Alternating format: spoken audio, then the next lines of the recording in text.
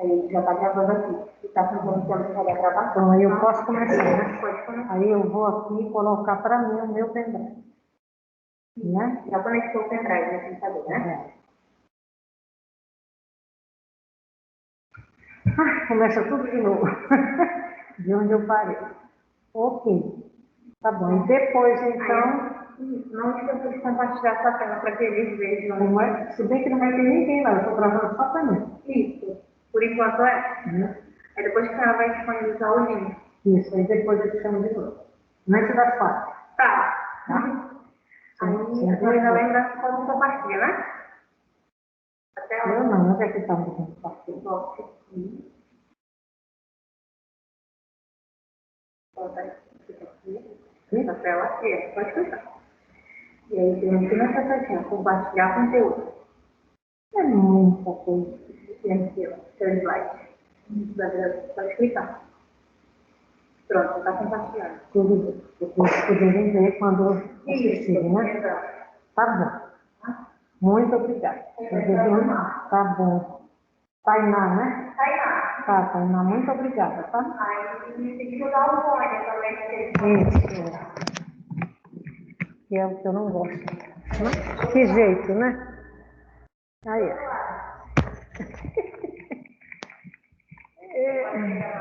Isso. Muito obrigada.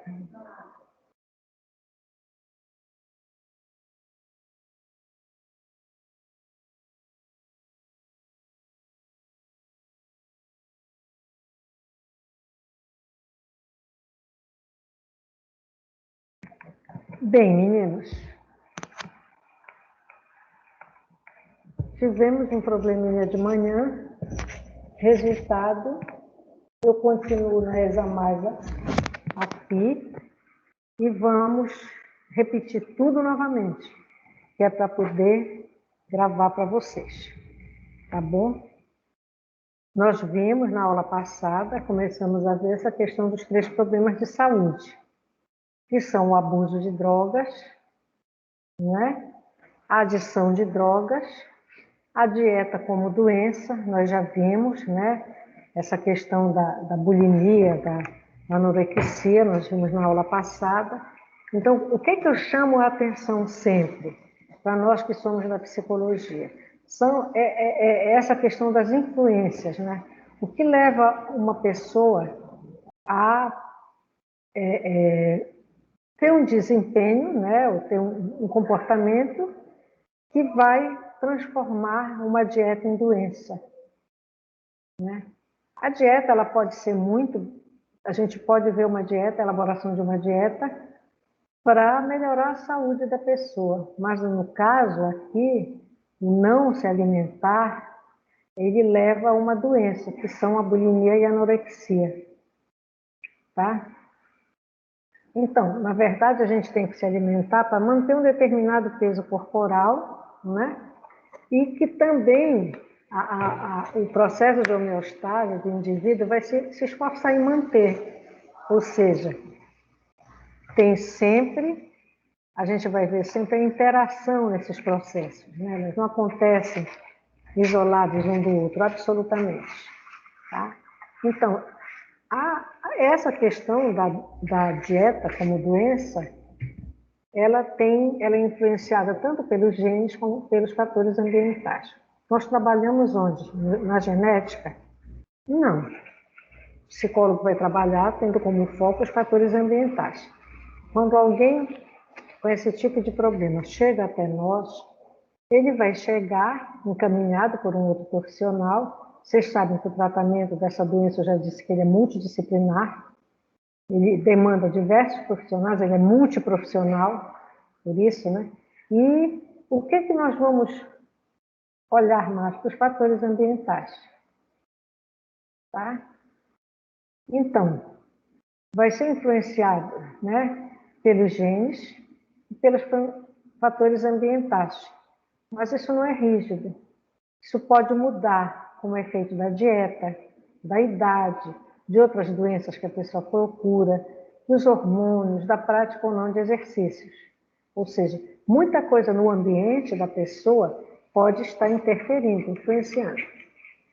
A cultura e o contexto social também podem enfraquecer, né, essa tendência natural do corpo na manutenção de um peso saudável.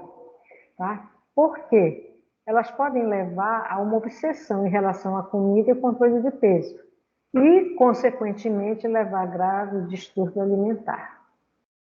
Então, nós vamos encontrar como exemplo de doença a anorexia nervosa, que é a inanição autoaplicada, né, que pode levar à morte, né? Ou seja, eu não como para não engordar. Perdão, para não engordar. De repente eu perco tanto líquido, tanto nutriente, né? As minhas taxas vão embora todas, baixam demais ou sobem demais e podem levar à morte. Vocês sabem que nós somos um conjunto, nós temos líquido no organismo, um conjunto de substâncias, né, que precisam manter uma determinada medida, né, se manter num determinado patamar. E a bulimia é a ingestão compulsiva de comida seguida de sua alimentação, tanto pelo vômito como também pela diarreia, que, segundo eles, é 3 vezes mais comum nos adultos jovens do sexo feminino. Ou seja, enfim, continuando. O diagnóstico clínico da bulimia é assim, é um pouco duvidoso, porque existe uma questão que é pessoal, né? Nem sempre as pessoas falam a verdade. Nem sempre as pessoas falam a verdade. Então,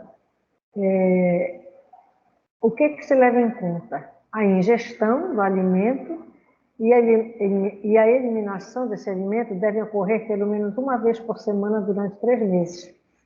Ou seja, na bulimia, só uma vez na semana que a pessoa come e depois elimina, leva 3 meses. Imagina, dependendo da genética dessa pessoa, do estado de saúde dessa pessoa, 3 meses pode ser muito tempo. Tá?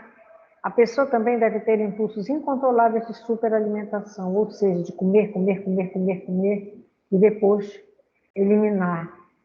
Ela deve também apresentar uma autocrítica distorcida a respeito do tamanho do seu corpo. Ela pode se ver enorme, né? Enorme de gorda e não está gorda.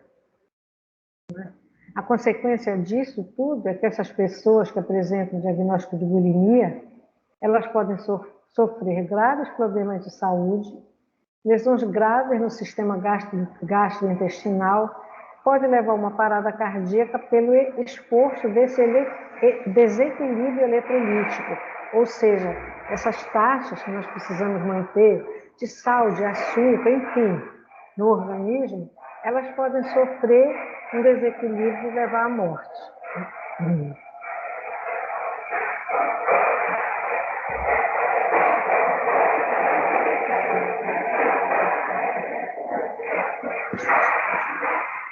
É mais presente em mulheres universitárias e atletas universitárias.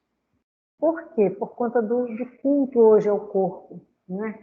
O importante é o corpo estar bonito, visivelmente, né?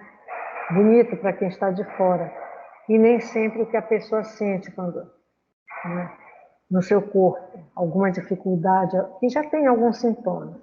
É mais encontrado também em atletas homens, como remadores, lutadores e nadadores. Ou seja, são os atletas que têm parece que, uma tendência a dar mais valor no corpo, porque vocês sabem, a natação, por exemplo, né, ela é um esporte completo. Ela molda o corpo inteiro da pessoa. Tá? Embora algumas pessoas digam que as atletas mulheres elas aumentam um pouco essa questão aqui do ombro, ficar com o ombro mais largo. O tratamento ele envolve uma equipe multiprofissional, nutricionista, psicólogo, médico, psiquiatra, fisioterapeuta, nutricionista, né? Já falei aqui, enfim, é um tratamento caro, nem sempre o sistema de saúde dá conta disso tudo. Na atual conjuntura está difícil o sistema de saúde dar conta disso.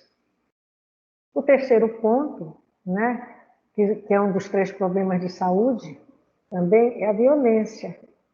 Quando a gente vê hoje que homens jovens correm maior risco de morte por acidente, homicídio ou suicídio. É reconhecido que os valores sociais podem estar na raiz do problema. Por outro lado, os valores sociais, riqueza, pobreza, né? Nem sempre a violência se encontra só numa camada menos favorecida da população. A gente encontra violência também em pessoas que ocupam um lugar de mais destaque na sociedade, de mais conforto. Tá? Mas a violência, ela não necessariamente ela é aprendida só nos lugares onde a pessoa tem menos qualidade de vida. Ela pode estar nessa camada alta da população também. Se sabe aí de crimes cometidos por pessoas que tinham uma vida social tranquila. Esses geralmente não são presos, né, no Brasil. Geralmente quem é preso é o que ocupa essa classe menos favorecida. A masculinidade, esse conceito de masculinidade, tá? É como se ele está ligado ao consumo de álcool, ou seja, para ser homem, para ser macho, é preciso beber. Está ligado a atividades de alto risco, a pessoa arrisca muito a vida, velocidade, esporte, onde a pessoa corre mais risco, enfim. A conquista sexual, né? O que ele tem que ele chama mais a atenção das mulheres? O que ele precisa fazer para chamar mais atenção, seja de mulheres ou de homens? Enfim, a imprudência, a violência, às vezes até uma violência velada, e às vezes não, no trato mesmo, a gente identifica quando uma pessoa é violenta. A Berger coloca essa frase aqui que eu acho muito oportuna ainda nos dias de hoje, quando ela diz que uma sociedade que transforma tendências masculinas positivas como a coragem, a independência e a competitividade, das quais todas podem ter uma base biológica e evolucionista, que nós só estamos aqui porque os homens lá, não é, da Idade da Pedra, eles conseguiram sobreviver. Faziam dos galhos de árvore arma, eles caçavam, eles pescavam, eles se defendiam das feras e promoveram o que nós estivéssemos vivendo aqui no dia de hoje, ou seja, a espécie humana não se acabou lá naquela fase, né, da história. Ou seja, então, tudo isso pode ter, na verdade, né, uma base biológica contribuída para nós estarmos aqui enquanto pessoas e para nós evoluirmos também enquanto pessoas, né? Então, a sociedade que transforma essas tendências em características masculinas negativas, como a temeridade, a insensibilidade e uma necessidade egocêntrica e muitas vezes obsessiva de dominar e de vencer, ela está destinada a arcar com violência e as consequências. É o que nós estamos vendo aí. Pessoas muito jovens se acabando pela violência. E também a gente vê hoje que os riscos estão aí, mas parece que as pessoas não... O macho, o corajoso, ele enfrenta, ele não tem medo. E lembre que o medo é uma característica que já vem conosco. Nós já nascemos com medo. Ele nos protege de riscos, né?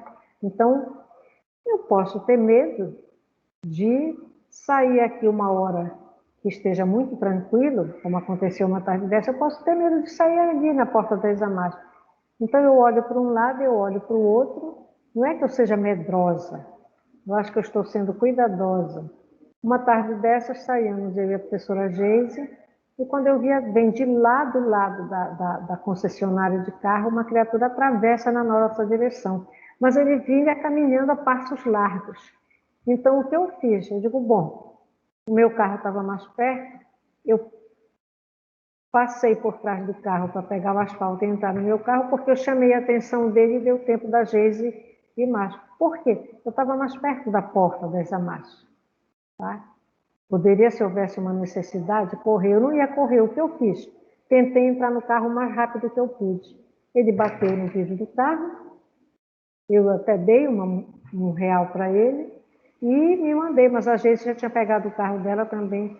Ou seja, isso não é que a gente seja frouxo, não é que a gente seja medroso. É que o cuidado, o medo, esse medo nos protege. Né?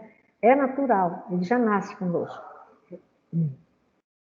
Então, aqui a gente termina o conteúdo do desenvolvimento biosocial na idade adulta inicial e a gente parte para a idade adulta intermediária e desenvolvimento biosocial, mas agora para a idade adulta intermediária. Inicialmente, nós vamos ver, né, essas questões, essas modificações normais que vão apontar que os sinais de envelhecimento estão se avolumando. Tá? Não que nessa fase da idade, essa faixa etária vai lá para os 40 anos. Tá? Ou seja, uma pessoa com 40 anos hoje, nos dias de hoje, um homem de 40 anos é um homem jovem, uma mulher de 40 anos ainda é uma mulher jovem, bonita, né? No auge da sua beleza.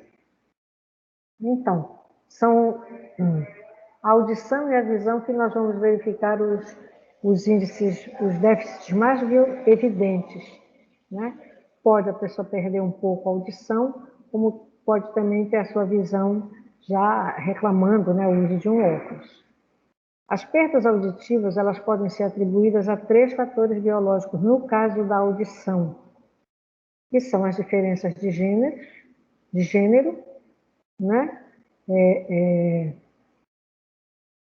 A interação entre genes e idade adulta, e idade, entre a genética e a idade, e tem outro fator que é plenamente ambiental, que vai ser consequência de exposição prolongada ao barulho. Então, as diferenças de gênero. No homem, a perda auditiva pode se apresentar já a partir dos 30 anos. E segundo os estudos mostram, ele é 2 vezes mais rápido que na mulher. Geralmente, no ponto 2, essa interação genes e idade. Os genes, eles podem determinar a rapidez que a perda da audição já se torna perceptível. A gente falar com uma pessoa e ela está olhando para ali, nem se toca. E a gente diz, fulano, está me ouvindo? Né? Às vezes, a pessoa escuta e às vezes a pessoa realmente não está escutando. Às vezes é uma questão ligada mesmo à atenção. Tá? E a questão da exposição prolongada ao barulho. O que é isso?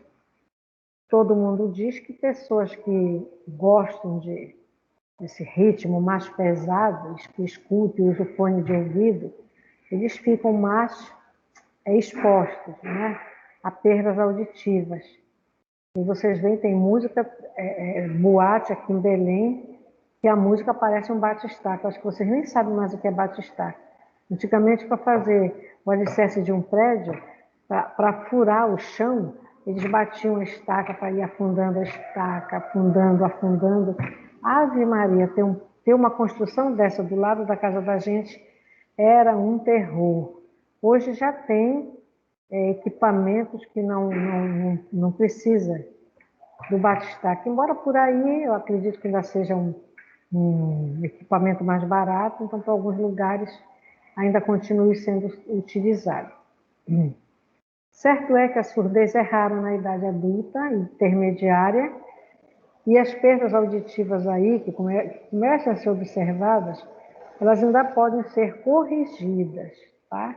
O negócio é ver cedo, que é para poder prevenir tanto o agravamento, né, como a possibilidade de um tratamento menos difícil, ou talvez até com menos custo, né?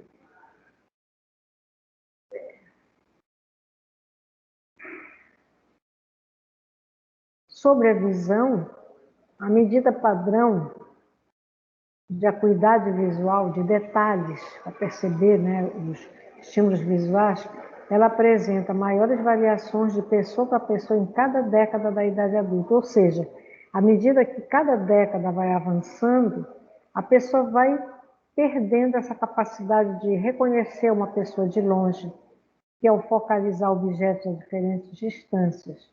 Então, a pessoa pode perder essa percepção de profundidade, O que é isso? É perigoso até quando eu vou descer um degrau.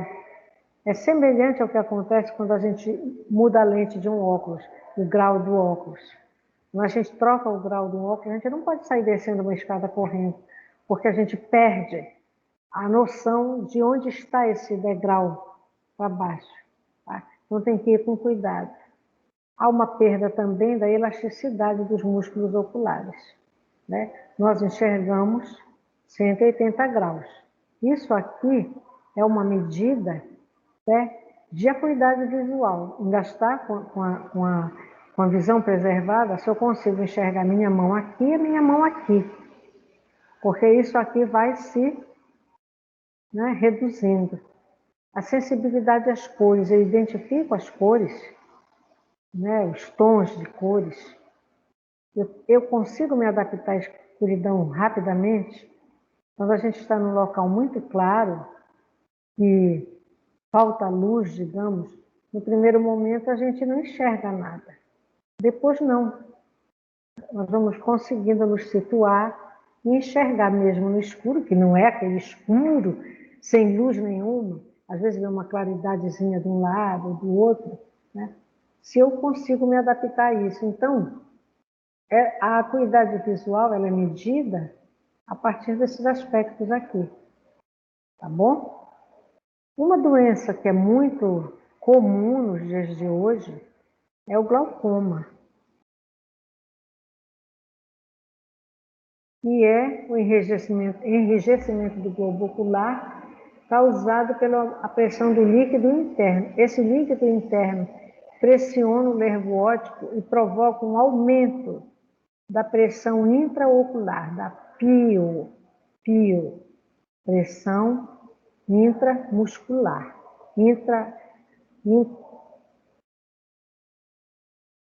pressão intraocular, desculpe, intraocular. Então, hoje, quando nós vamos a um oftalmologista, já é feito esse teste optométrico, né? Tem médicos que eles, antes de nós entrarmos para a consulta, fora já tem alguém que é especializado nessa atividade, que tanto vai medir o grau dos óculos. Quando nós entramos, nós já vamos ali com aquele exame para ver o grau que a gente precisa mexer, fazer para os óculos, e também já tiraram a pressão intraocular. Tem a pressão arterial e tem a pressão intraocular. O glaucoma ele é mais comum após 30 anos de idade. Em mim apareceu com 30 anos, pessoal. Eu tinha uma dor na cabeça, assim, que eu passava 2, 3 dias. E dessa vez a dor foi muito mais intensa. E eu já, assim, no fim do segundo dia, eu disse, não, eu tenho que ir ao médico. Quando eu cheguei lá, eu estava com a minha pio alta. Ela é hereditária. A gente geralmente tem, quem já tem na família, precisa tomar cuidado. Ela é controlável. Pode ser controlável a partir de medicação, que é um simples colírio. Para algumas pessoas, ela apresenta uma maior gravidade. Muito cuidado com o estresse. Não tem por que a gente sofrer por determinadas situações. Então, ela é mais comum após os 30 anos e é a principal causa da cegueira nos Estados Unidos, Canadá e Grã-Bretanha. Mas no Brasil também tem muitos casos.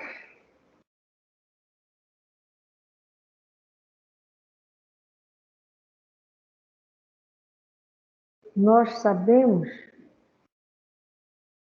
que os nossos sistemas corporais são vitais, né, para a nossa vida, para a nossa saúde, né, para a nossa saúde. Os declínios que ocorrem, né, os declínios nesses sistemas corporais, eles vão reduzir a reserva orgânica dos pulmões, do coração, do sistema digestivo, ou seja, de todos os sistemas corporais e até do sistema imunológico. Isso nos deixa mais vulneráveis a doenças crônicas. Tá? Então, muito cuidado com dieta mal feita, muito cuidado com atividade física numa academia que já chega a um excesso, muito cuidado, a preferência por alimentos mais gordurosos, frituras, tá? Então, diversos cuidados. E aí, isso aí, a gente quando fala nessa importância, a importância dessa reserva orgânica para esses sistemas corporais, a gente sabe que nós podemos ter apresentar hábitos saudáveis durante a vida. Tá? O álcool em excesso, ele pode provocar problema para todo o sistema corporal, né? Mas hoje se sabe que o modo de vida influencia no adiamento e na prevenção desse declínio fisiológico. Tá? Então, quando se tem melhores hábitos de saúde, a gente consegue prevenir doenças e isso provoca também uma redução na taxa de óbitos. E redução de taxas bem significativas, né? O álcool em excesso, ele sobrecarrega os órgãos humanos todos, pode até destruir as células cerebrais. Ele reduz o cálcio, ele aumenta o risco de câncer e ele também influencia na redução da fertilidade do homem e da mulher. Ou seja, quer engravidar, o álcool, se a pessoa bebe muito, pode dificultar ou adiar essa gravidez. Porque, claro, tem que estar fértil para poder engravidar. No caso, o homem e a mulher, né? Entretanto, se ele é consumido com moderação, ele vai reduzir as doenças coronarianas, porque ele provoca um aumento do HDL, que é o bom colesterol. Se eu janto e tomo meia taça ou meio copo de vinho, vai ajudar a reduzir a tensão e vai auxiliar na digestão e também trazer essa vantagem aqui de aumentar o HDL, principalmente o vinho, tá, pessoal? Esse HDL é o bom colesterol. Então não é para tomar uma garrafa, meia garrafa. Aí já é outra coisa.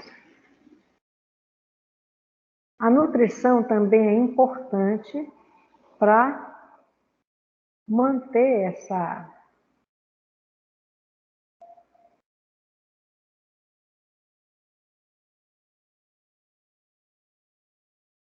também a saúde.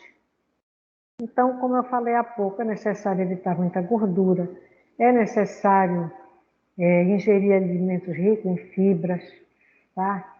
Colocar na sua alimentação, se gosta de uma laranja, ao invés de tomar o suco da laranja, chupa a laranja, vai aquela coisa que está dentro, onde que guarda o suco da laranja, aquilo tudo ajuda, né, na digestão. E também tornam menos prováveis diversos tipos de câncer. Tá? A aveia é muito legal, né? Por exemplo, a manga. A manga a gente não consegue comer, né? Com aquele fiapo. Mas a manga, ela cortadinha e comida, sempre tem alguma fibra que também ajuda, né? Depois na eliminação do alimento. Sobre a obesidade, é um fator de risco grave para problemas como problemas cardíacos, diabetes, né, AVC e artrite. Até o humor é afetado. No caso da mulher, porque a beleza na nossa cultura ela é cultuada, né? Ela é valorizada, a mulher com obesidade ela fica mais propensa à depressão e ao suicídio. É isso que as estatísticas mostram. Estatísticas feitas fora do Brasil, que no Brasil nós não temos quase, né?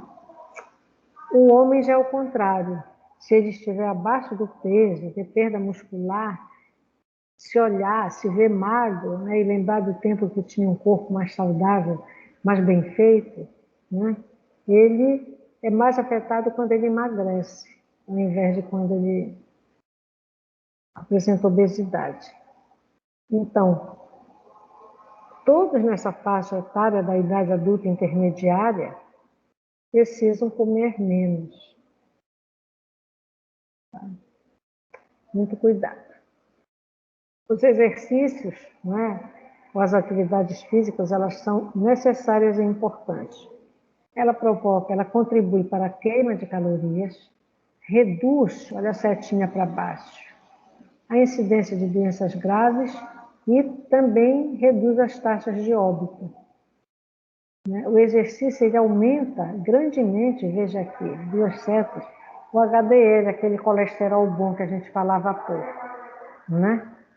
Ele aumenta a capacidade cardíaca, pulmonar e melhora também a capacidade cognitiva. Por quê? Né? Oxigena melhor.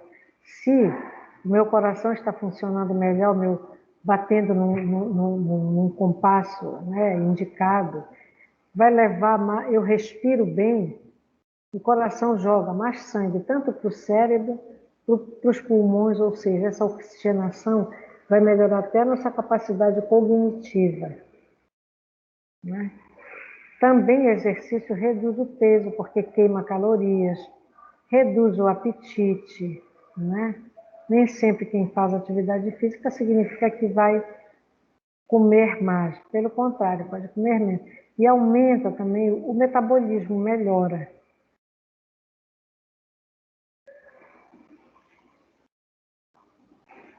Como eu falei para vocês, algumas coisas eu vou...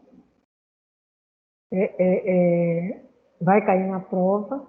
O que cair na prova a gente vai rever na próxima aula, na nossa revisão, mas eu gostaria que vocês prestassem atenção para esse trecho que vem aqui. Um ponto relativo que se refere a variações na saúde. Né? Ela vai dizer, a Berger, que as estatísticas relativas à saúde na meia-idade, porque vai dos 40 aos 60 anos, elas são generalizações que escondem muitas variações. Por quê? Falar em saúde depende de uma gama de comportamentos e de influências que não são nem sempre fáceis de identificar. Tá? Então, por exemplo, tem uma pessoa que é muito bem alimentada, que pratica um esporte, né, mas veja só, ela fuma demais. E às vezes a outra que nem se alimenta tão bem, mas mantém uma atividade física constante e nunca fumou, ela tem uma capacidade respiratória melhor do que aquela que fumava. Desculpe. Entretanto, em todos os países, o que é que se vê? Que os indivíduos, vejam bem, esse triângulozinho aqui significa indivíduo, com S, está no plural, que as pessoas mais instruídas, melhor financeiramente, que vivem em centros urbanos, eles vivem mais, são mais saudáveis, eles apresentam menos doenças incapacitantes ou crônicas. Só que dentro de cada país, a gente identifica, reconhece e sabe que existem regiões que parecem mais saudáveis que outras. Então é muito comum hoje, a gente vê sempre na televisão, ou vê até agora, se não me engano, no domingo, na Record, eles mostrando pessoas que moram no Rio e em São Paulo que estão querendo se retirar para lugares mais tranquilos. É uma faca de dois gumes, né, pessoal? Porque assim como pode ser mais tranquila a vida lá, veja só, existe segurança. Olha, Salinas, há muitos anos atrás, aquelas pessoas que tinham sua vida já arrumadinha, que se aposentavam, que os filhos casavam, já tinham suas famílias, ou tinham viajado, moravam fora, era muito comum eles irem morar em Salinas. Salinas com aquele vento, com peixe, era uma delícia para morar. Tá? Só que isso praticamente foi se acabando por conta da violência. Quem é que quer morar em Salinas hoje? Quanto que um casal de pessoas de mais idade podem morar em Salinas e ficar lá sozinho? Corre risco. Então, o contexto ele vai provocando mudanças que nem sempre são saudáveis. Então, a variação na saúde tem alguns motivos. Ela é motivada pela qualidade geral do ambiente, pela assistência médica e por fatores pessoais, né? Como eu estou falando, fumou, não fumou, é estressada ou não é estressada, né? Como é que ela lida com as questões da vida? Enfim, isso tudo promove variações na saúde, que podem ser variações, mas que indicam uma boa, né? Que aconteceram bons motivos para a pessoa ainda estar com a sua saúde preservada ou não. Esse trecho aqui é o que é mais importante desse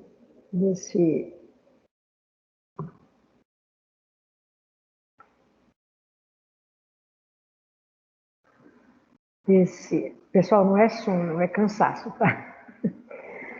São essas medidas diferentes da saúde. No mundo, fora do Brasil, se costuma utilizar essas medidas. Vocês estão vendo agora que na pandemia, no início da pandemia, começou a acontecer, algumas começaram a acontecer inconsistências nesses dados sobre morte e doentes de Covid, de pessoas que apresentavam Covid. Então, um grupo de agências de notícias, né, de empresas, se reuniu e trabalha conjuntamente esses dados e apresenta. Então, todas as noites do Jornal da Globo, ele apresenta o número de infectados, o número de pessoas que já foram infectadas e o número de pessoas que morreram. E eles vão trazendo durante o jornal, assim, no Rio Grande do Sul já colapsou em alguns municípios. Por quê? Eles têm dados estatísticos. Ou seja, se tem 100 leitos e tem 95 leitos ocupados, está, né, colapsando esse atendimento de saúde, está entrando em colapso. Tá? Então, e se morreu de Covid também vai lá. Tá? Então, vejam só. Ixi, Maria, vocês vão me ver bocejando, que é um horror. Vejam só, a mortalidade. Ele é o melhor indicador da saúde de um determinado grupo etário.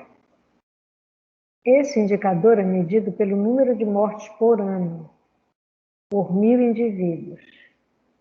Tá?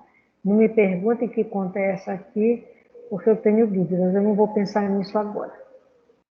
Ela tem como base dados de certidões de óbito, se bem que agora não está dando para consultar papel. As informações são praticamente diretas. Em Belém são tantos hospitais, quantos morreram de Covid? Isso é passado. Por quê? No momento que a pessoa morre, para enterrar precisa do atestado de óbito. Tá? Mas a certidão de óbito ainda não está pronta. Nessa certidão tem que vir a idade, o nome completo, o sexo e a causa da morte. Uma coisa interessante é que numa certidão de óbito, se a criatura teve 10 filhos, tem que ver o nome dos 10 filhos perfeitinhos, completo. Não dá para errar. Não pode ter erro nesse documento.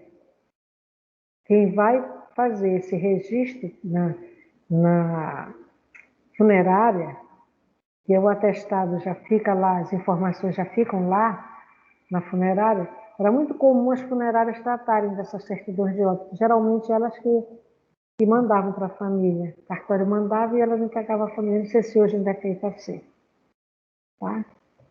Então, esses dados, eles possibilitam comparações internacionais históricas, por exemplo. Hoje, a gente sabe no mundo quantos morrem de Covid. Tá? Isso aí vai garantir também comparações históricas, do tipo: 1 milhão de pessoas morreu durante a gripe espanhola. Né? Quantas pessoas vão morrer no Brasil pela Covid? Ou quantas pessoas já morreram e vão morrer no mundo pela Covid? Tá? Então, pega muito essa questão histórica também. A segunda medida de saúde é a morbidade, que se refere à incidência de doenças. Essa é mais abrangente, porque ela inclui todos os tipos de doenças, agudas ou crônicas. Tá? Por exemplo, hoje se sabe que a depressão e a esquizofrenia causam significativa morbidez em todo o mundo. Você vê uma pessoa de 15 anos que se queixa de tristeza, mas não aparenta estar triste, mas já por 2 vezes tentou se jogar na frente de um ônibus. Então, a depressão pode trazer, né, causar essa significativa morbidez. Outra doença também é a esquizofrenia. A esquizofrenia é uma doença para a vida toda, por isso ela é mórbida. A pessoa passa mais tempo doente. Ela não adoece e morre. Ela tem, por exemplo, uma depressão. O que ela perde na vida dela? Quantos anos ela ficou assim? Quantos anos ela ficou jogada num quarto com depressão? E a esquizofrenia? O que trouxe para ela? Tá? A esquizofrenia, ela começa com uma pessoa muito jovem. Tá? Muito jovem. A gente ainda tem uma cultura aqui, é engraçado, medicamentosa. Mas quando é para fazer uso dessas medicações, como tem queixa de que não se sente bem, enfim. Então são doenças e elas como se elas condenassem a pessoa para o resto da vida. Tá? Isso é no mundo inteiro. Então, depois da mortalidade e da morbidade, vem a invalidez. Ela retrata não apenas o quadro geral da saúde da pessoa, tá? Mas também o quanto a sua vida é satisfatória. Ela retrata a limitação nas funções normais. Tá?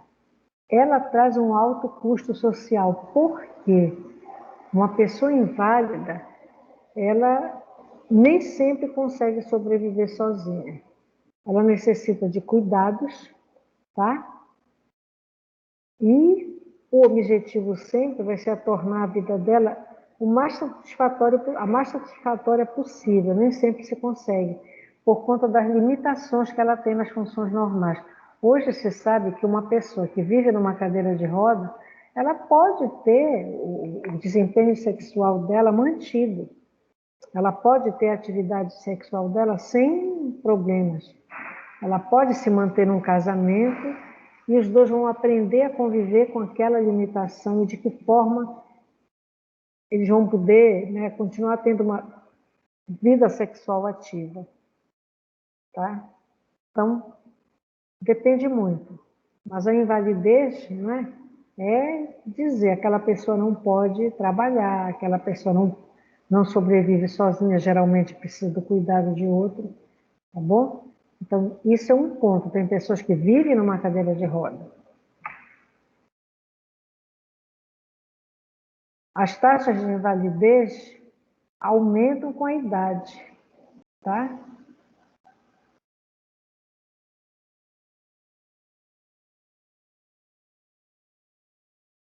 Elas não causam a morte, mas elas vão, geralmente, quanto mais tempo a pessoa vive, mais dificuldade a pessoa vai ter. Tá? De que forma ela se vê, né, naquela situação? Como é que fica uma pessoa, onde é que fica esse psíquico, esse psicológico da pessoa, quando ela está numa cadeira de rodas? Enfim, é complicado.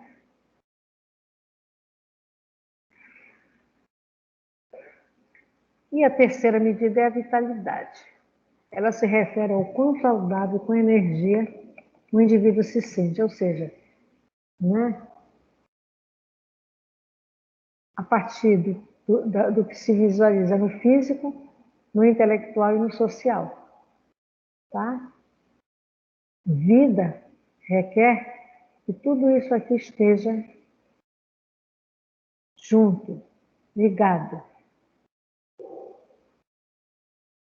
Agora, vejam só, é uma medida subjetiva. Aí a autora diz, talvez daí será mais importante. Sim, é a mais importante, mas vejam só, nós nos encontramos por aqui, pelos corredores das AMAS, quando a gente pode, ou quando podia, antes da pandemia. Oi, fulana, como você está? Estou bem, professora Elília. O que é esse bem?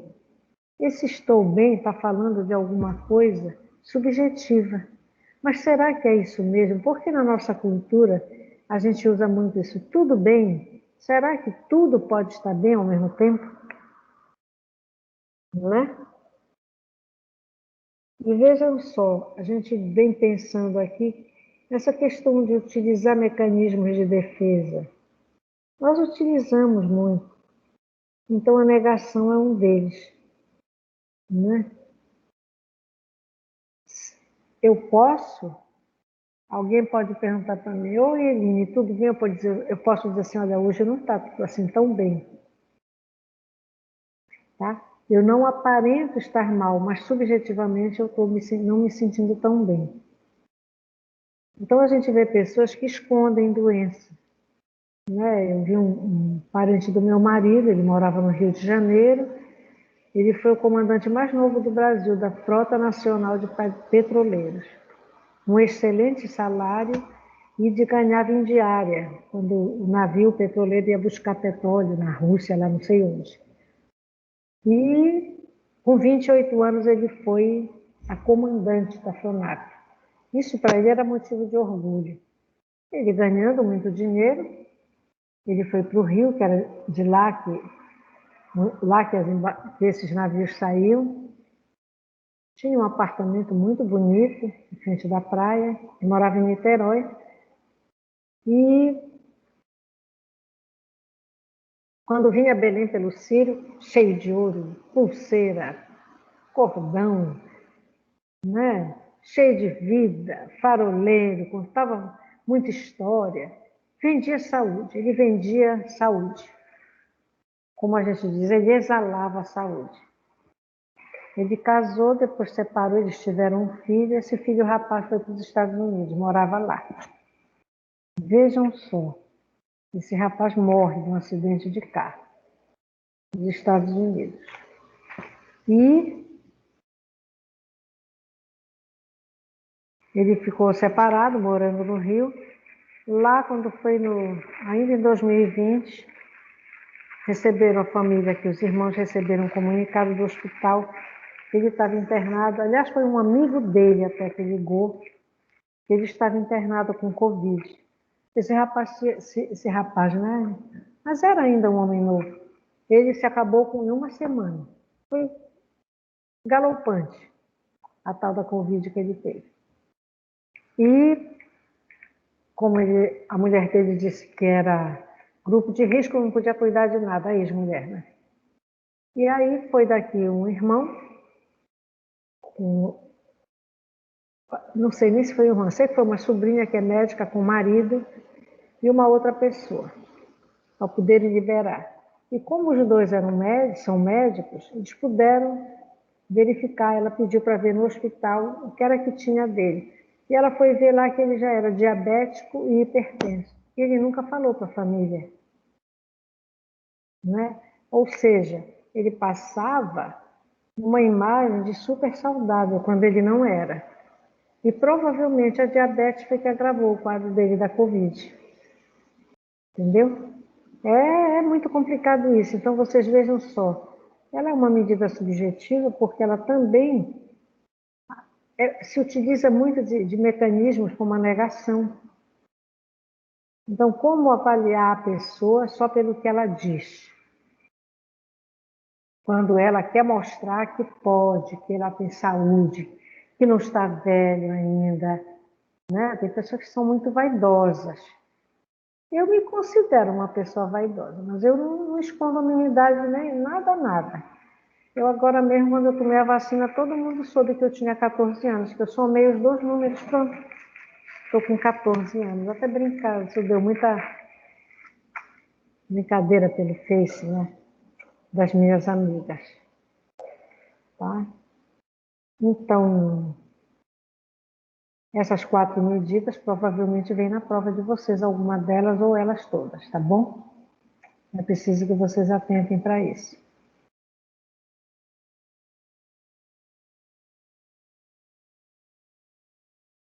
Então, etnia e saúde.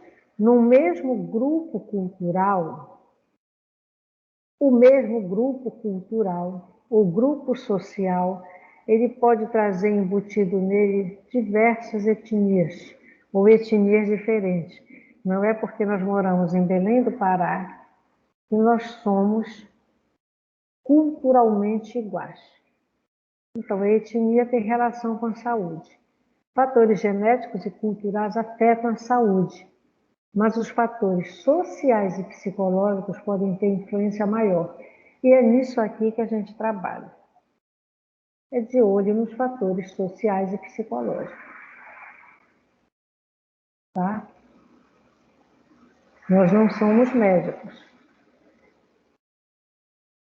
Né? Então, como dizer para uma pessoa que tem aquela crença que tudo é doença, é doença, é doença, e ela começa a carregar aquele fardo de ser uma pessoa portadora disso ou daquilo.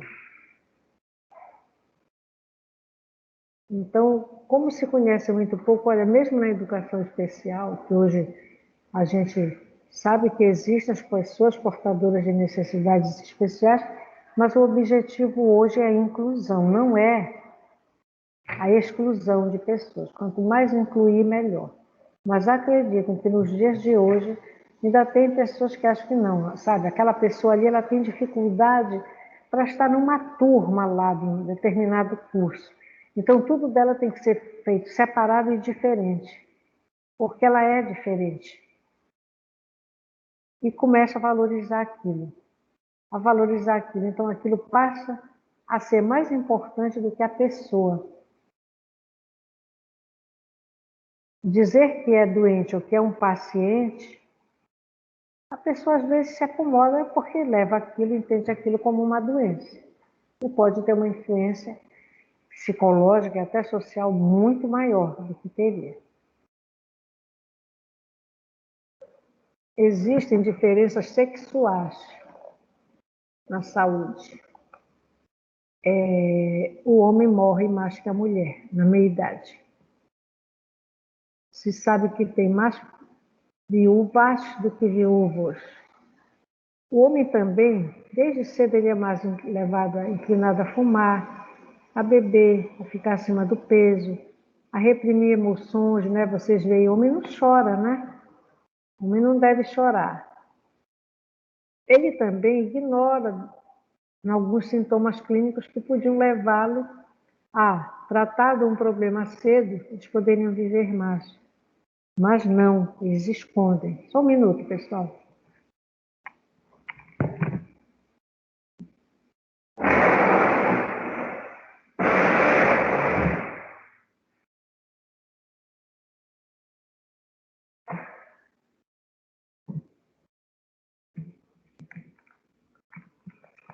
Eu não trouxe a minha água, pessoal, que horror. Tá? A mulher, não sei se por conta do trabalho de casa, a mulher é mais exigida, ela é mais sujeita à morbidade, ou seja, a ter doenças que levam com ela muitos anos da vida dela e a invalidez, tá? Por conta da artrite, às vezes trabalhos que são mulheres com maior dificuldade financeira, precisam trabalhar e se expor mais, tá? A limpeza, a trabalhar com limpeza, enfim, a desenvolver artrite, uma alimentação que não é tão boa assim, né? Não tomou leite quando criança, ou não gosta de leite, ou não pôde realmente comprar o leite. tem a complicação de uma osteoporose. Tá? O foco hoje na comunidade médica tem sido as enfermidades agudas, em vez das condições crônicas. Eles focam mais em prevenir a morte e não a evitar a incapacitação. Hoje, parece que assim, viva a qualquer custo, mas viva. Se conserve vivo, se mantenha vivo. A prevenção, claro, que é a palavra-chave. É o que melhor, né? É o que pode nos ajudar mais. Mas a gente não tem que prevenir a morte, a gente tem que prevenir a doença, né? Se cuidar antes que uma doença se instale.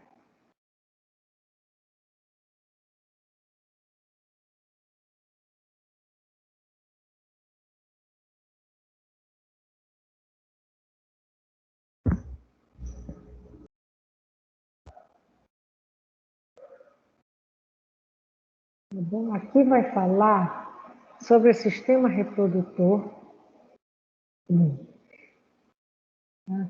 sobre o climatério, sobre a mulher na menopausa. Vejam só, eu faço sempre eu toco num ponto, já há muito tempo que eu venho observando, que hoje a menstruação, a menopausa e a menstruação, a gravidez e a menopausa se tornaram hoje como se fossem doenças. Ah, estou mal, estou doente, porque estou menstruada. Aí é motivo para faltar nas obrigações, no trabalho, enfim. Menopausa também se tornou doença. E gravidez? Minha gente, quando eu engravidei do meu primeiro filho, eu não sossegava um momento. E olha, a baixinha aqui ficou enorme de gorda. Enorme. Se deixasse assim, eu rolava de tão gordinha que eu fiquei. Tá?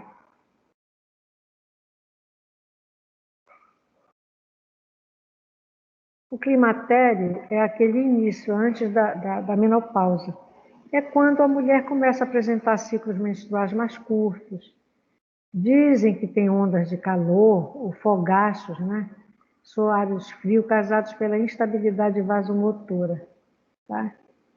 A pele fica mais seca, menor lubrificação vaginal, porque baixam os níveis de estrogênios. Né? Eles dizem que são mudanças que podem trazer riscos sérios à saúde, como, por exemplo, a perda do cálcio pode provocar a osteoporose, né? Que também é causada pela perda do estrogênio. Nela também aumenta os depósitos de gordura nas artérias, que podem provocar doenças coronarianas. Pode ocorrer mudanças de humor, tá? Os problemas na menopausa dependem do contexto social e do contexto e do indivíduo, dela. Eu tive isso, não senti nadinha. Não senti absolutamente nada. É por isso que quando as coisas acontecem com todo mundo, não acontece comigo, eu digo que parece que eu sou meio vira-lata, sabe? E realmente, eu não sei se eu vou, no dia que eu tiver que morrer, vai ser assim, pá, caiu, morreu, não sei. Acho que é melhor do que ficar doente muito tempo. Sei lá, Deus é quem sabe, tá? Então, como eu falei para vocês, o importante aqui são essas medidas de saúde. É esse trechinho aqui, tá? Que vai do slide de 27 ao slide 29.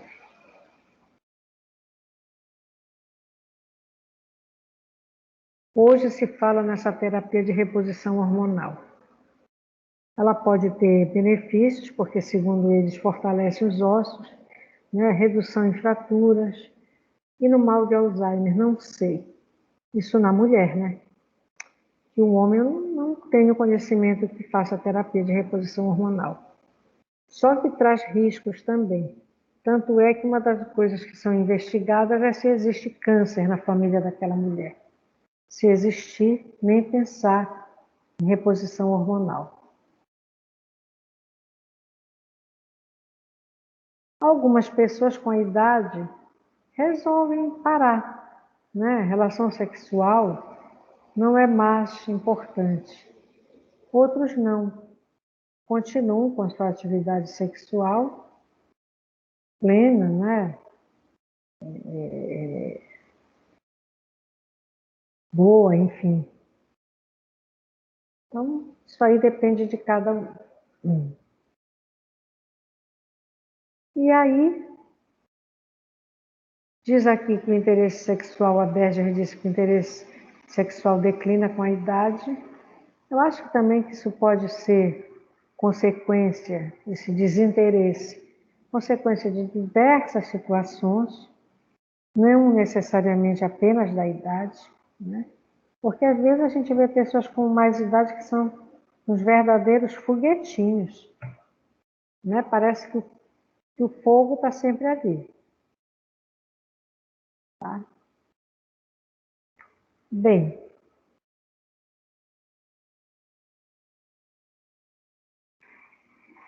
a mulher dizem isso da mulher, que o erotismo é tão forte na meia idade quanto na fase adulta inicial. Na mulher, ela está todo o tempo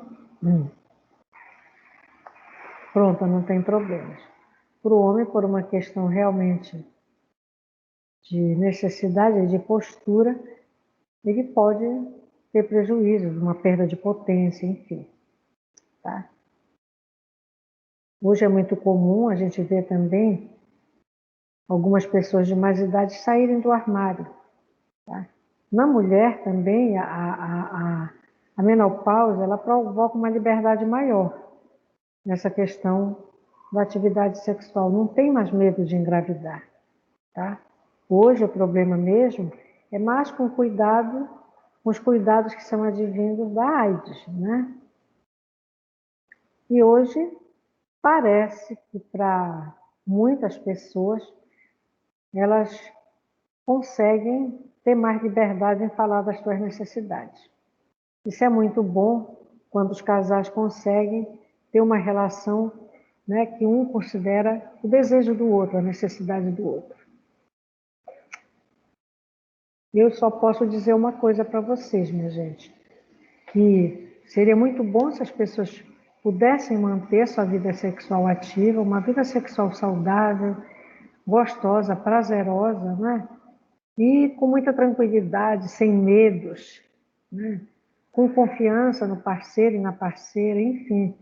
Porque o sexo só traz vantagens, ele não foi uma coisa estabelecida para trazer desvantagens. Inclusive hoje, pode haver até o cuidado com a gravidez, né? Que você, tomando os cuidados, né? Seja do uso de preservativo, seja do uso de anticoncepcional, porque eu vejo o uso do preservativo hoje necessário, né? Dá para confiar em todo mundo cegamente?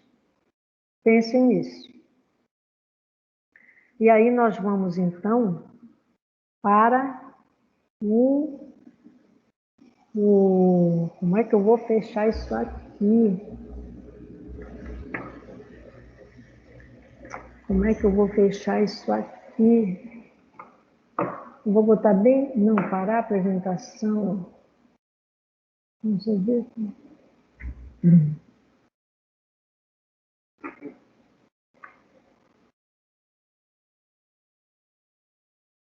Onde é que eu fecho isso? Ai, meu Deus, esse troço que não me obedece.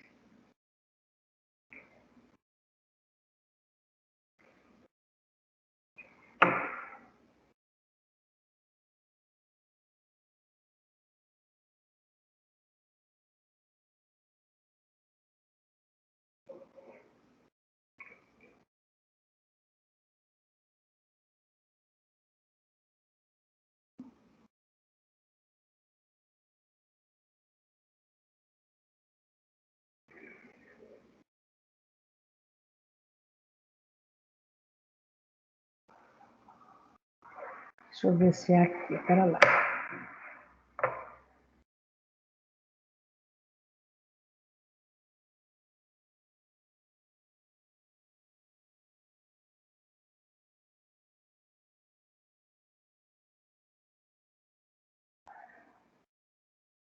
Então, vamos lá. Depois do desenvolvimento biosocial na idade adulta inicial e na idade adulta intermediária, nós vamos então para o desenvolvimento cognitivo na idade adulta inicial e na idade adulta intermediária. O desenvolvimento cognitivo, ou seja, o desenvolvimento da inteligência, ele pode ser abordado de diversas formas, né? A partir da visão pós-formal, que está ligada aos estágios lá do Piaget. Ele pode ter uma visão psicométrica. Essa visão psicométrica, ela analisa e mede os componentes da inteligência, os chamados QI, tá? Que foi, na verdade, essa questão da medida da inteligência, ela foi criada por Binet, lá atrás, né? Evolução industrial antes até, salvo engano. E também a abordagem do processamento de informação, que vai estudar a codificação, o armazenamento e a recuperação de informações durante a vida, e se esses processos se modificam com o tempo. Então, nós vamos ver muito isso, né? Tanto quando a gente viu lá, falou em percepção, né?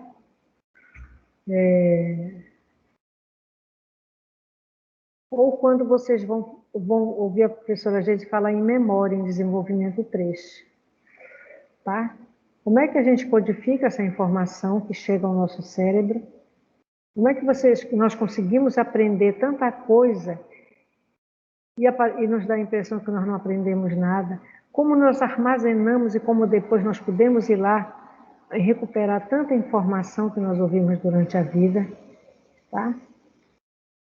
E também estuda como esses processos se modificam durante o tempo, com o tempo. A nossa ênfase aqui vai ser em abordagem pós-formal, ou seja, os seguidores do Piaget apresentaram, propuseram. O que é esse raciocínio pós-formal? Vamos lá. Nós conhecemos dois tipos Conhecemos não, nós podemos considerar que o adolescente é o futuro adulto. Como é esse raciocínio adolescente? O adolescente, ele é assim, ele busca a verdade universal. O que é bom para ele vai ser bom para todo mundo. Ele desenvolve argumentos momentâneos. Não, está ótimo, não está bom aqui? Então vai ser bom, acabou-se. Ele não tem o que argumentar porque está provando que aquilo está bom, embora seja só para ele. Tá? E ele pensa em termos racionais absolutos, ou seja, ele não consegue abrir essa visão de mundo. O que é bom para ele é a verdade para todos e vai ser bom para todo mundo. Já o raciocínio adulto, não. Ele é mais pessoal, ele não tem a ver, ele não se preocupa se aquilo ali é o grupo que exige uma avaliação ou se ele não. Eu estou pensando, eu entendo que isso aqui, isso que eu estou propondo, pode ser muito bom.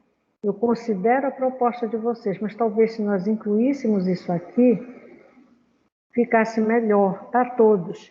Por isso ele é mais prático e mais integrador. Ele não pensa desintegrar, afastar. Não. Ele pensa que o que é bom para ele deverá ser melhor para todos nós, para todo mundo, não apenas para ele. Então, uma característica do raciocínio adulto maduro é a percepção de que a maioria das respostas da vida é temporária. Então, estou fazendo isso hoje aqui, nós estamos utilizando aqui esse tipo de ferramenta para ensinar e aprender, que nós também estamos aprendendo isso aqui, usar isso, mas a gente entende que isso aqui é temporário. O ideal mesmo é que nós estejamos juntos, ensinando e aprendendo, e vocês ensinando e aprendendo. Ou seja, nessa troca. Enquanto ensina, quando eu ensino, eu também aprendo. Tá? Então, ele reúne as dimensões subjetivas, interpessoais e não racionais. Por isso ele é mais equilibrado, ou seja, ele reúne uma dimensão que não se prende só a ele, não considera só o que ele deseja, sim, procura escutar os outros para ouvir o que os outros desejam. Nós sabemos que nós temos atividades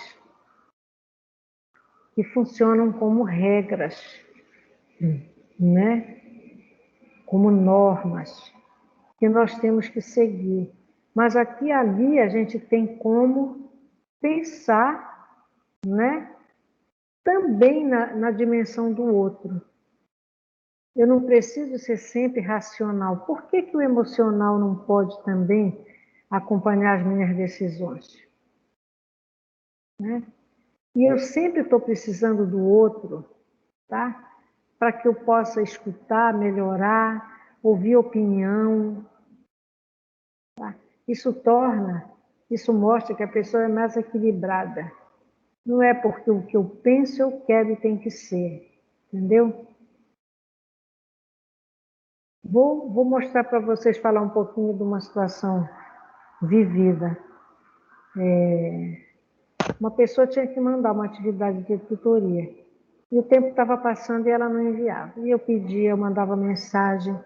E não enviava resultado. A nota não foi lançada porque não foi recebida o material. Ela espera o ano terminar, o ano começar, já está no segundo mês do ano, e ela procura para dizer isso, que as notas não foram lançadas. E eu informei, você não mandou suas atividades? Mandei, senhora, não mandou.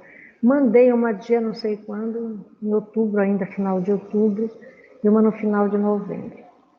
Minha gente, você sabe o que é fazer uma varredura? Fui lá no nome dela, não aparecia quase nada.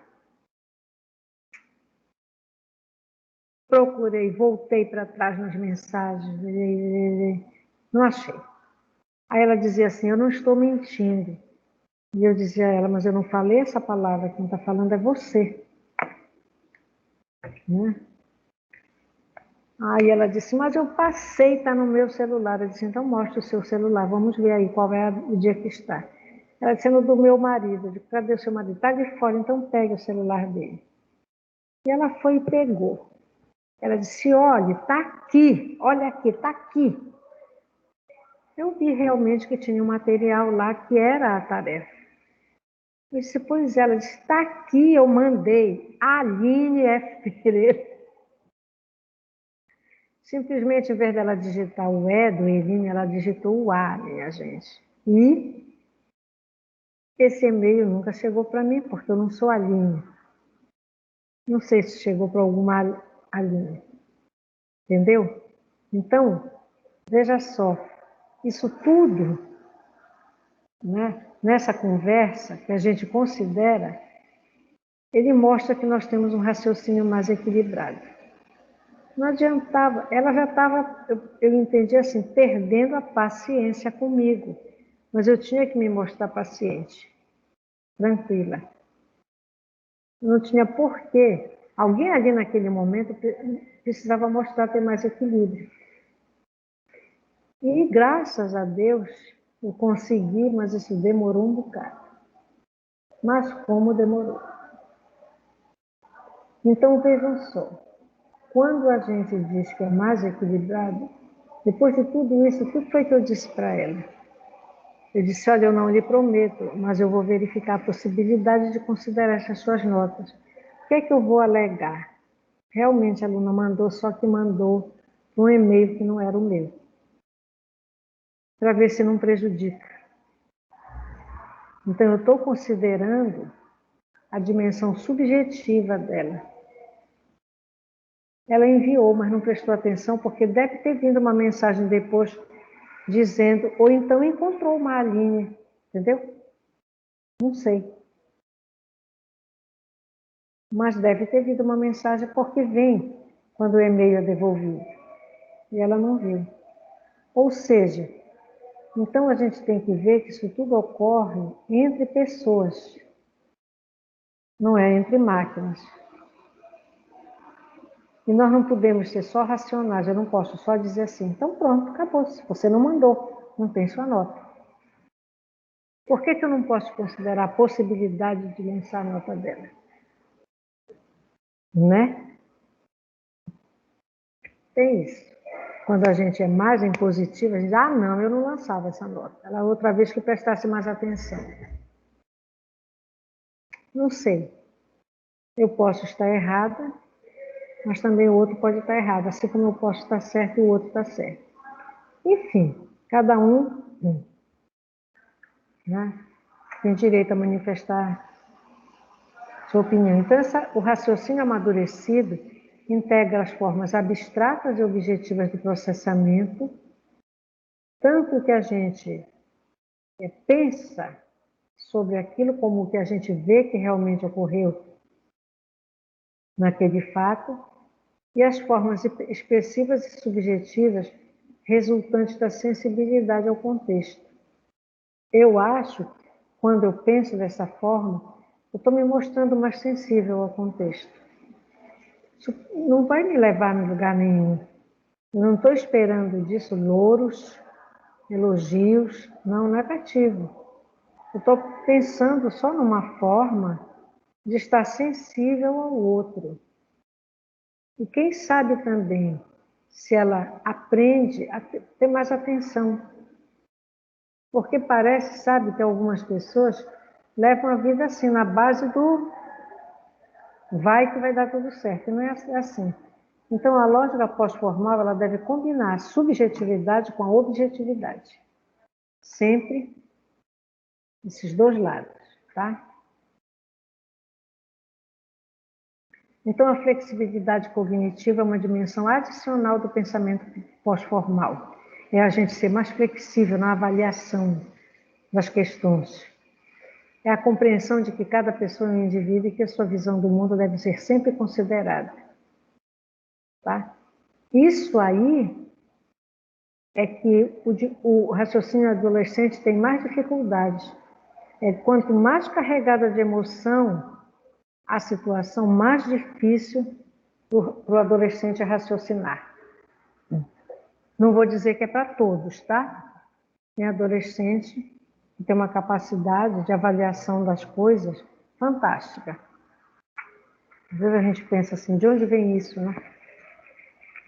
Sei lá. Então, a flexibilidade cognitiva tem a ver com o pensamento dialético.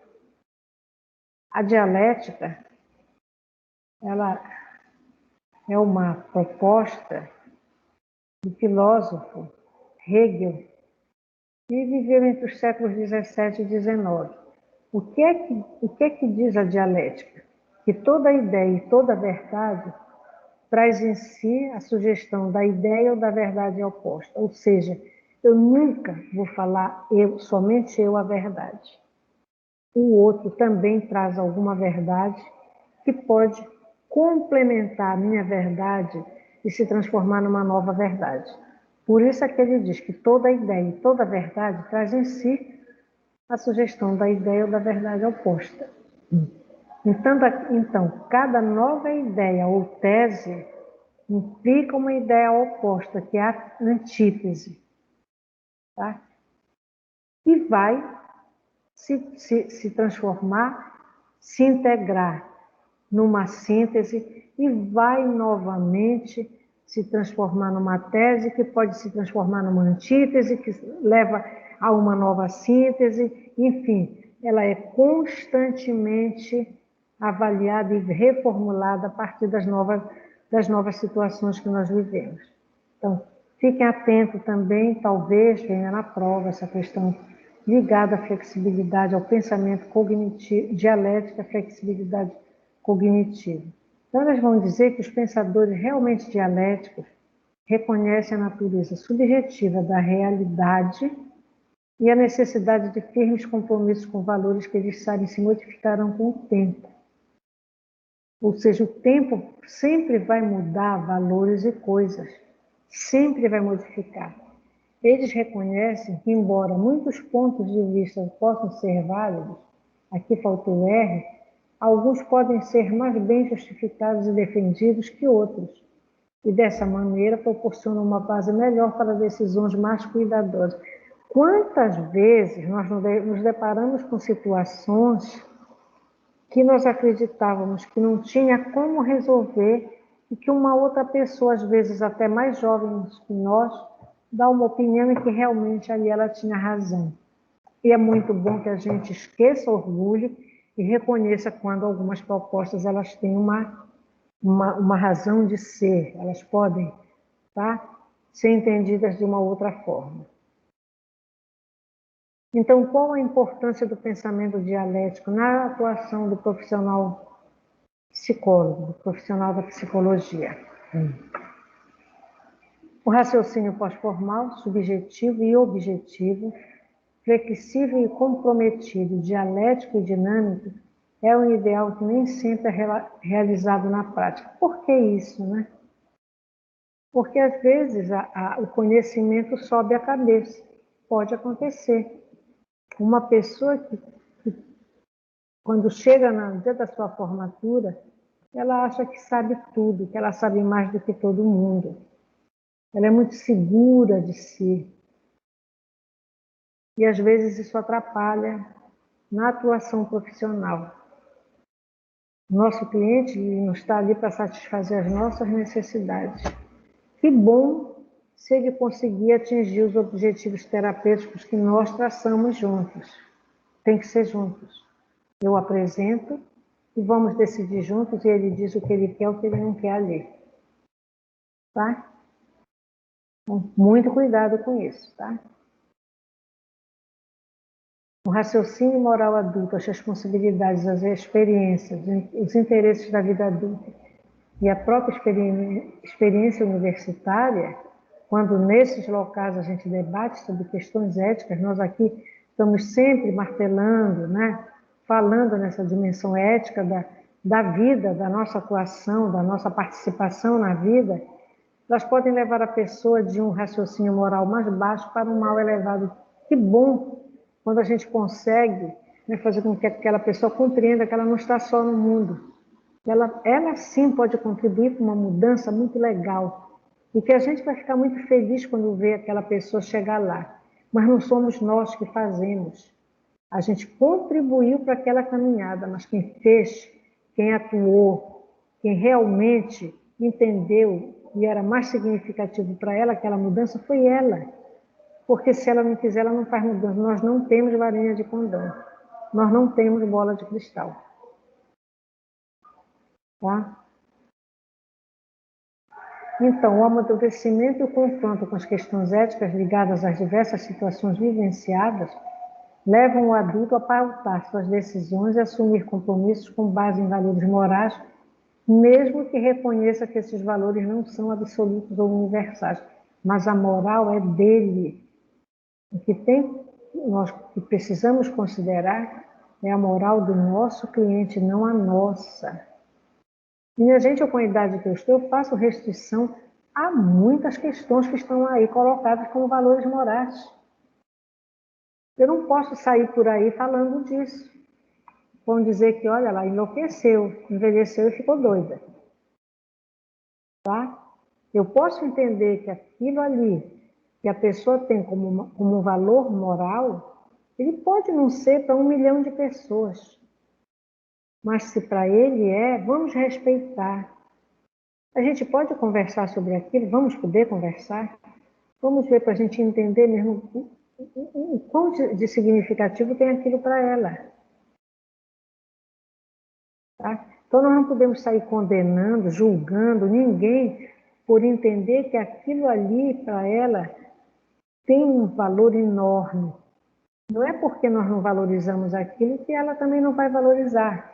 Nós precisamos respeitar. Tá? Eu posso até dizer, não, isso aí realmente não é uma coisa que vai, né, ajudar todo mundo. Mas se para ela funciona, ótimo, legal. Tá?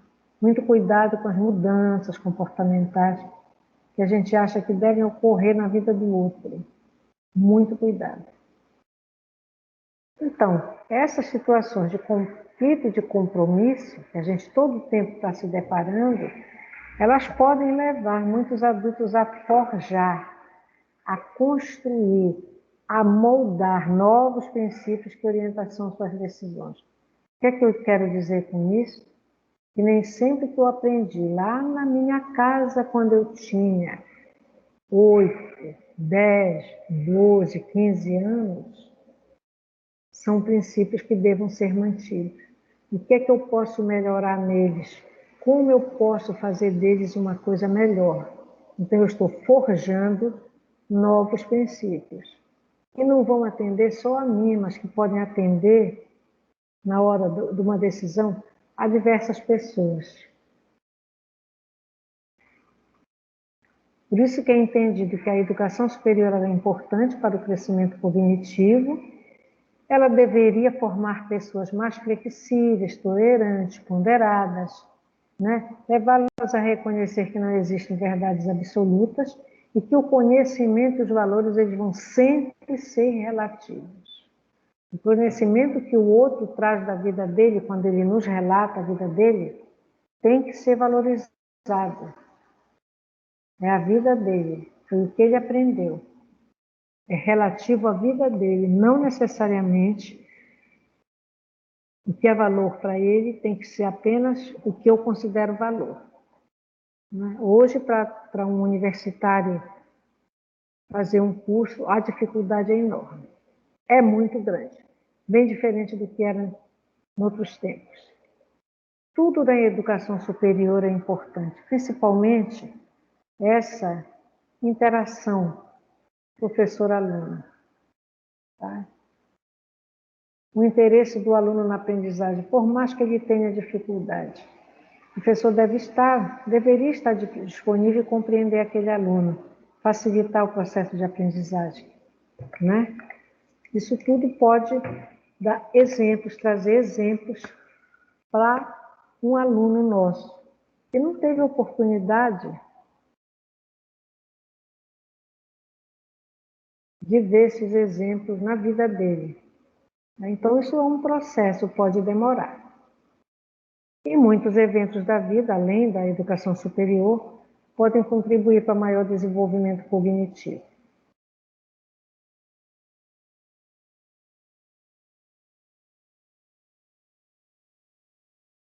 Então, o desenvolvimento cognitivo, ele é por toda a vida também, como todo desenvolvimento.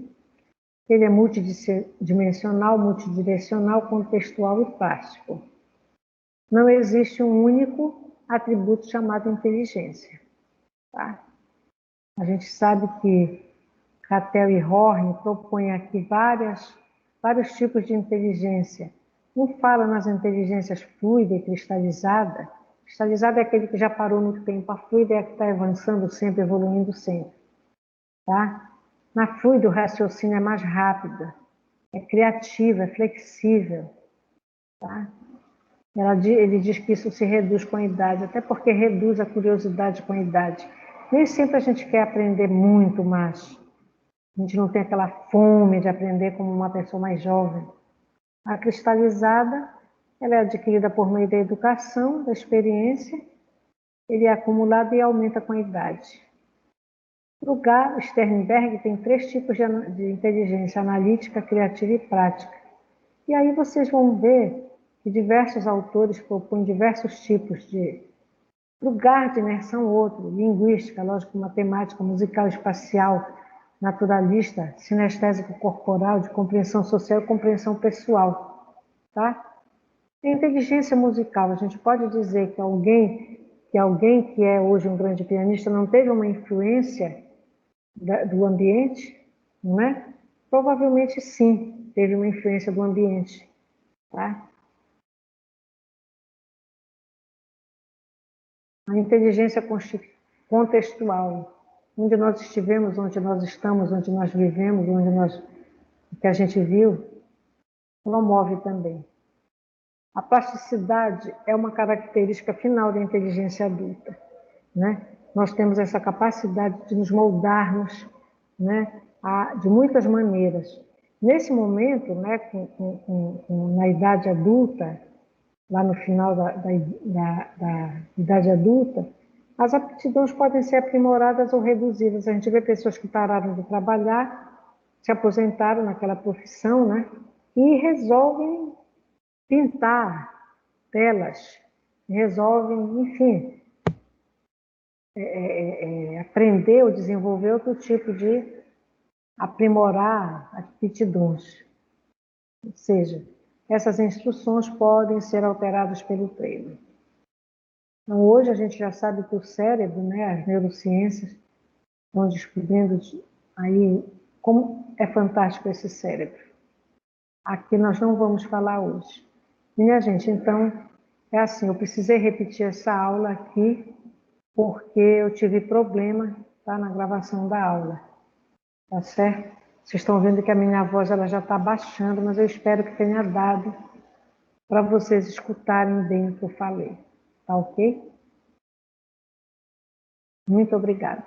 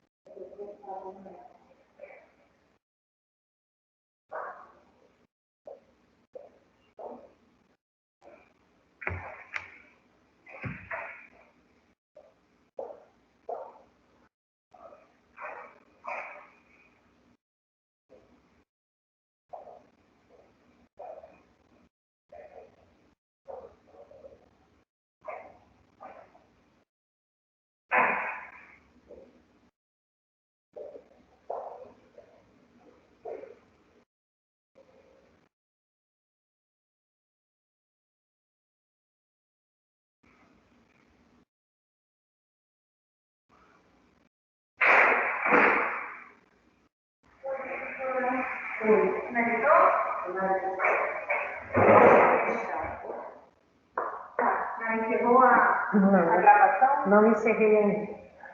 Aí eu vou. Dar dois cliques aqui. Parar o compartilhamento. Aí não precisa mandar para lugar nenhum. Vamos parar a gravação.